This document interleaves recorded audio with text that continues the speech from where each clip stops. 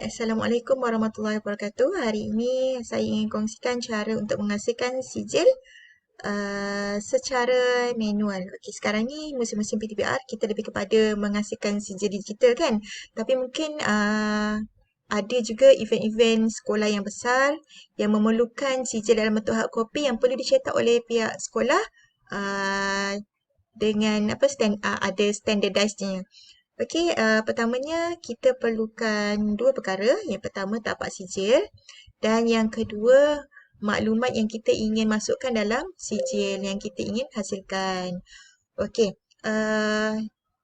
kita boleh tutup dulu.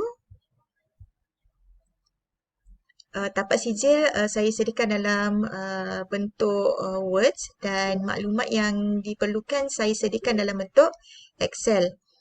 Okey, maklumat yang perlu kita masukkan dalam sijil, contohnya nama, nombor kad pengenalan dan juga mata pelajaran. Okey, caranya, mudah saja, tak susah sebenarnya. Okey, pertama kita boleh pergi bahagian atas dokumen Words ini. Okey, pergi dekat bahagian mailing. Okey, kita start mail merge. Okey, pilih normal words document. Okey, saya buat tapak ni pada words. So, saya pilih normal words document. Kemudian, okay, kita pilih tapak di mana kita simpan maklumat yang kita ingin masukkan pada tapak sijil.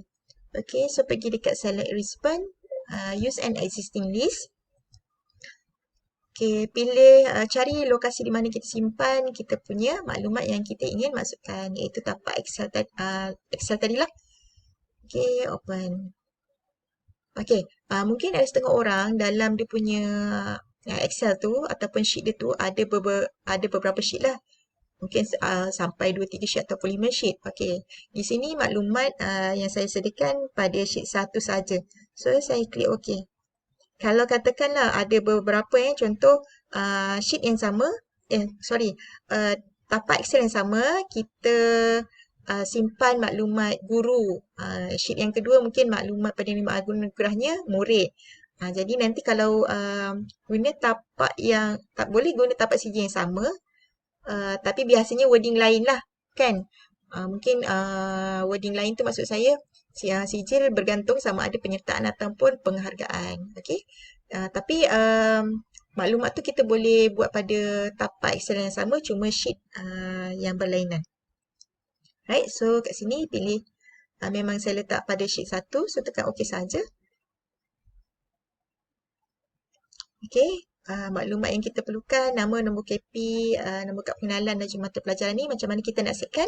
So kita pergi bahagian insert merge field. Okay, sebelum tu letakkan cursor di bahagian pangkal nama.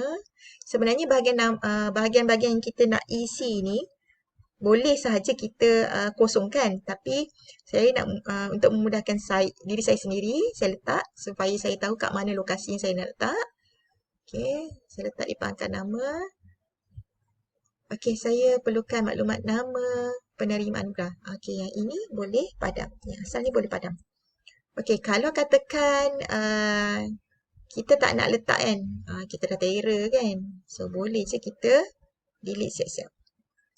Okey, nombor kad pengenalan di bawah nama. Okey, pergi semula dekat insert merge field. Pilih nombor kad pengenalan.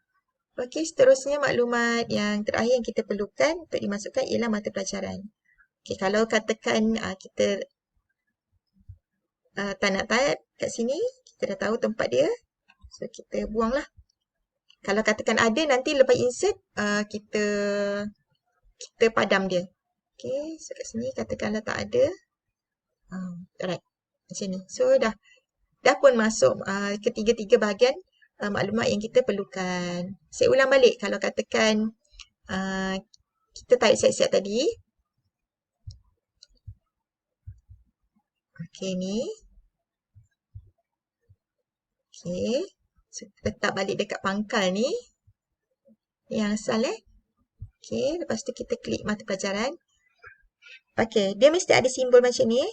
Alright, yang ini kita buang. Kalau kita kosongkan, kita tak payah buang lah. Tapi kalau kita letak untuk tujuan asalnya memudahkan untuk kita tahu kat mana kita nak letak maklumat yang kita perlukan. So, kena padam. Right? Okay, lepas tu kita boleh preview result. Okay, tekan preview ni. Okay, dah keluar maklumat penerima yang pertama. Okay, ada dua kaedah macam mana kita nak semak.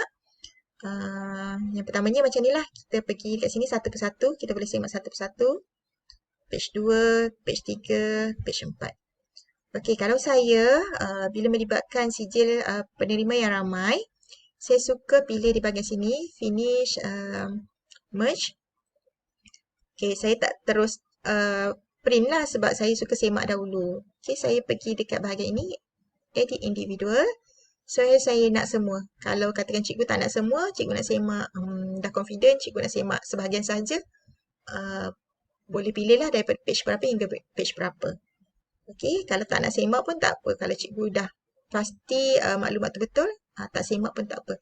Saya nak semak. So, saya perlu semak semua.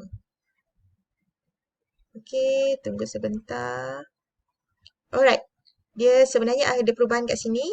Tadi tajuk contoh kan. Yang ini adalah tapak yang baru. Okey. Tapak yang asal kita boleh tengok di sini. Okey, ini tapak yang asal.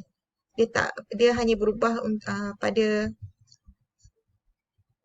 satu page saja. Okey. Ini yang asal.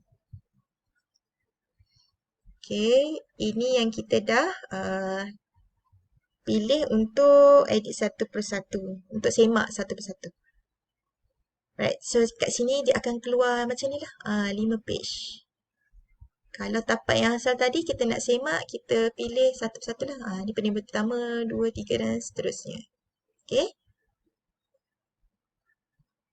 Terpulang pada individu nak semak macam ini pada tapak yang asal ataupun tapak yang kedua. Okey, yang mana dia dah keluar semua page.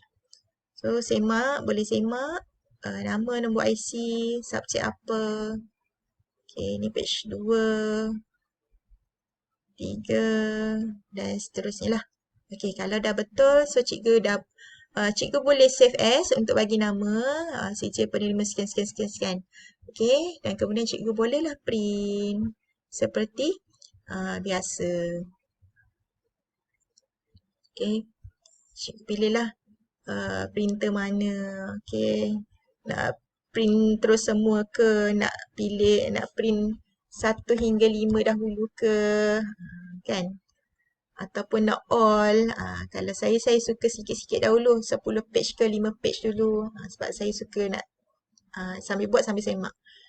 Okey. So, kat bahagian printer ni, setting macam biasalah untuk print colour dan sebagainya. Jadi cikgu, setakat ini sahaja perkongsian saya. Mudah-mudahan bermanfaat dan dapat digunakanlah untuk projek-projek di sekolah cikgu-cikgu. Sekian, terima kasih.